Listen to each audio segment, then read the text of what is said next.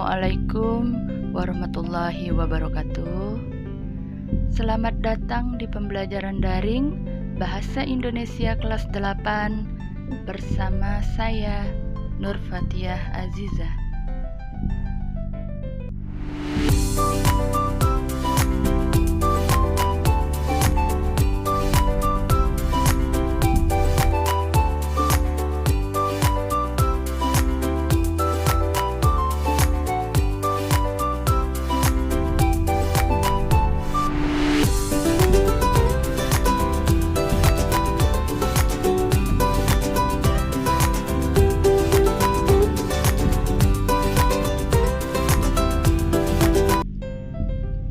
Pertemuan kita kali ini membahas materi kaidah kebahasaan teks eksposisi.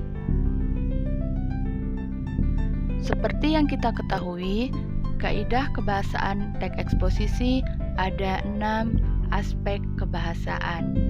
Berikut penjelasannya.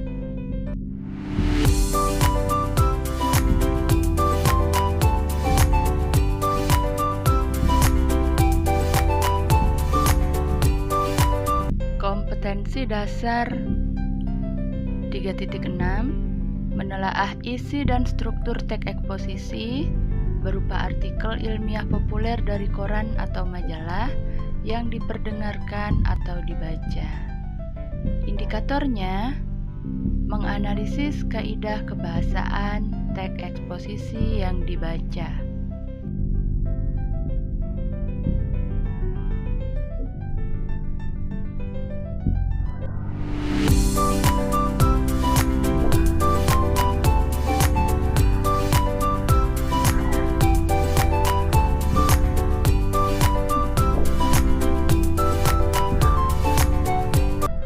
Tujuan pembelajarannya adalah peserta didik dapat menganalisis kaidah kebahasaan teks eksposisi yang dibaca dengan tepat.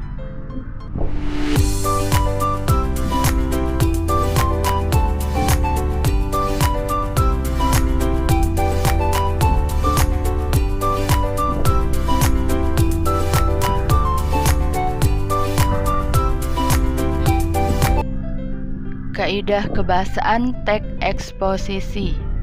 Yang pertama ada kata teknis atau istilah. Artinya, kata yang memiliki arti khusus terkait bidang atau keahlian tertentu. Contoh, bidang kesehatan misalnya gizi, diet, nutrisi, dan lain-lain. Contoh dalam kalimatnya, ibu itu melakukan diet ketat. Dari kalimat tersebut, yang menunjukkan kata teknis atau istilah adalah kata diet. Ya, kata diet merupakan istilah dalam bidang kesehatan. Yang kedua adalah kata konjungsi kausalitas atau hubungan perbandingan. Maksudnya adalah kata yang menunjukkan hubungan sebab akibat. Contoh, kata jika, sebab, karena, dengan demikian, akibatnya, sebabnya, oleh sebab itu, oleh karena itu, dan sebagainya. Contoh dalam kalimat, jika kawasan wisata sudah padat, perlu dicarikan solusinya. Nah, kata jika menunjukkan konjungsi kausalitas hubungan sebab akibat.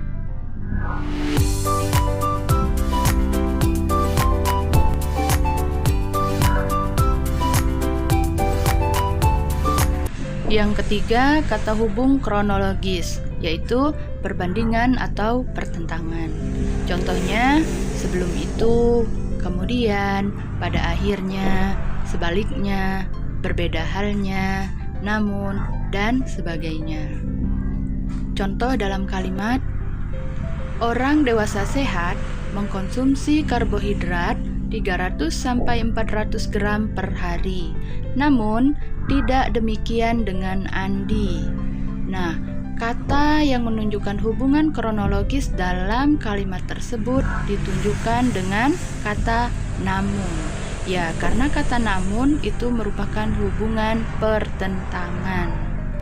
Yang keempat, kata kerja mental adalah kata kerja yang terkait dengan kegiatan hasil dari pemikiran. Contoh, diharapkan, memprihatinkan, memperkirakan, menduga, berpendapat, berasumsi, menyimpulkan, dan lain sebagainya. Contoh kalau dalam kalimat, apabila kelebihan mengkonsumsi seafood diperkirakan bisa meningkatkan kolesterol.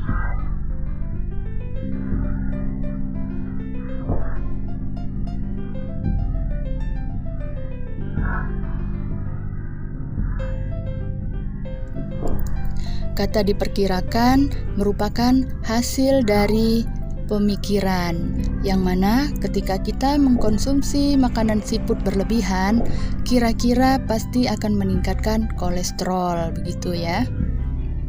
Jadi, apabila kita menemukan kata kerja yang terkait dengan kegiatan hasil dari pemikiran, itu merupakan kata kerja mental.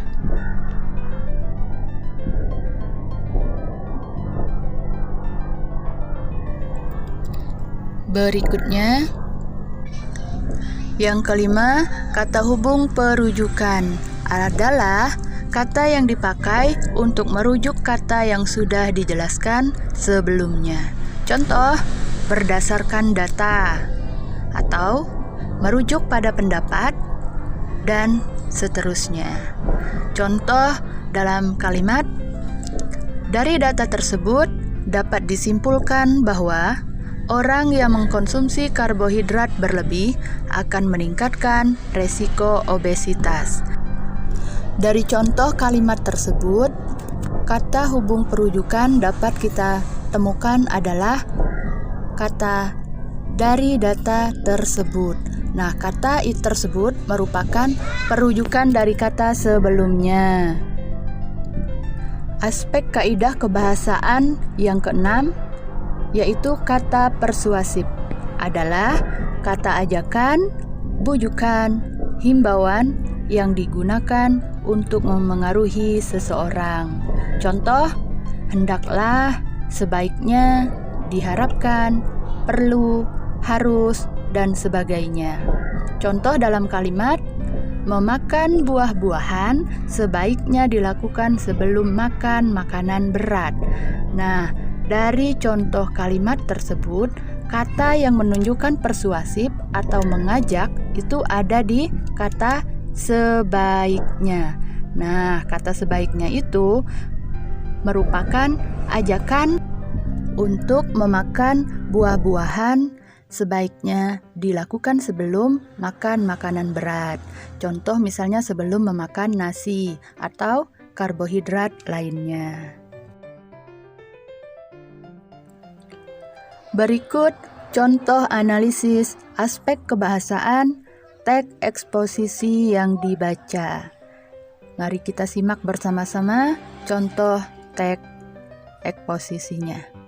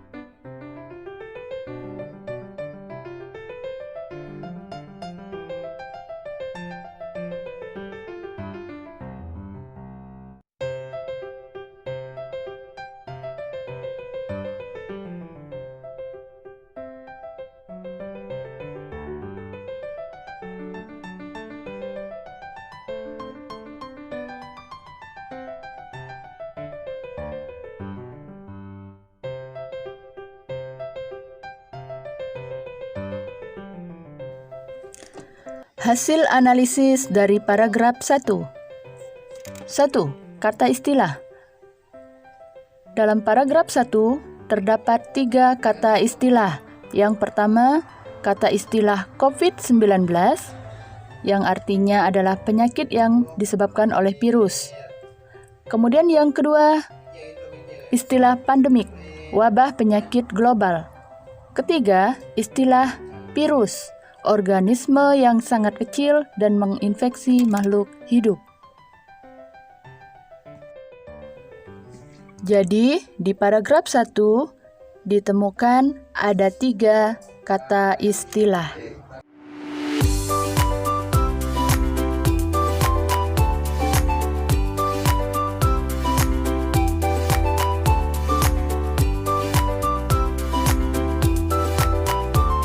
Yang kedua, konjungsi kausalitas atau hubungan sebab akibat.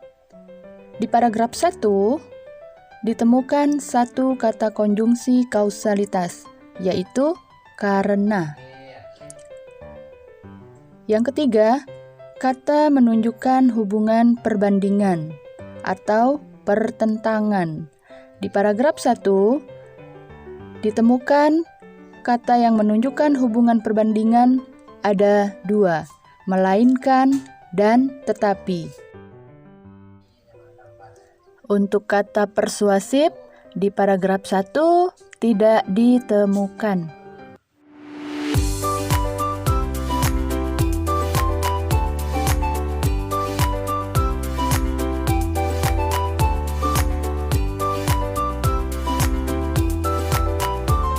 Hasil analisis paragraf 2. 1 kata istilah. Di paragraf 2 ditemukan 2 kata istilah. Yang pertama terkonfirmasi atau pembenaran, yang kedua virus, organisme yang sangat kecil dan menginfeksi makhluk hidup. Yang kedua, konjungsi kausalitas. Di paragraf 2 tidak ditemukan konjungsi kausalitas atau hubungan sebab akibatnya. Ketiga, kata yang menunjukkan hubungan perbandingan atau pertentangan. Di paragraf 3 ada 1 kata perbandingan atau pertentangan yang ditemukan, yaitu kata daripada.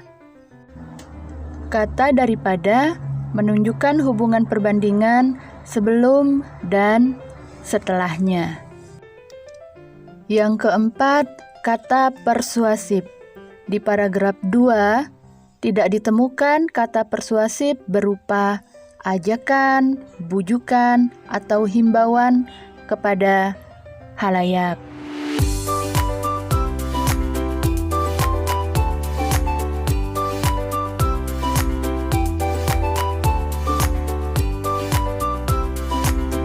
Hasil analisis paragraf 3. 1. Kata istilah. Di paragraf 3 ditemukan 1 kata istilah, yaitu virus, organisme yang sangat kecil dan menginfeksi makhluk hidup.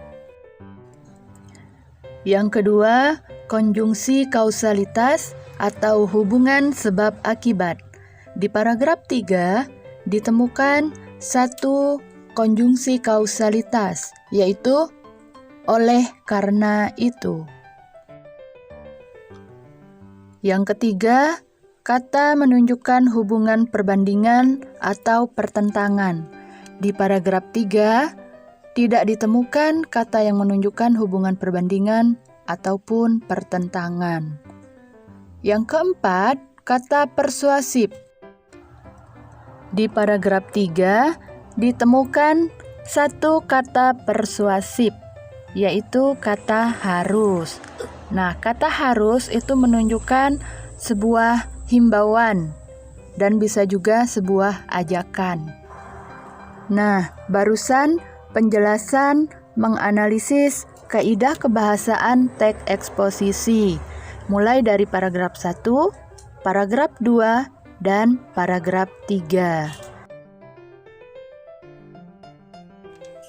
Sebelum pembelajaran berakhir, saya ada 1 kata motivasi.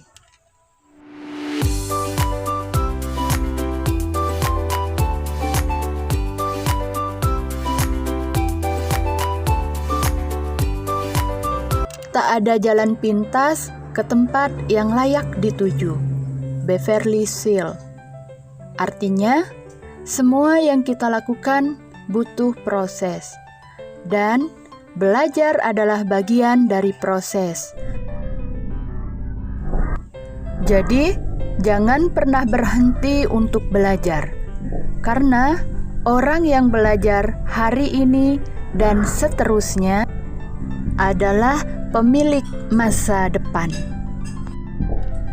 Baik, pembelajaran kita kali ini cukup sampai di sini. Semoga bermanfaat. Sampai jumpa dan terima kasih.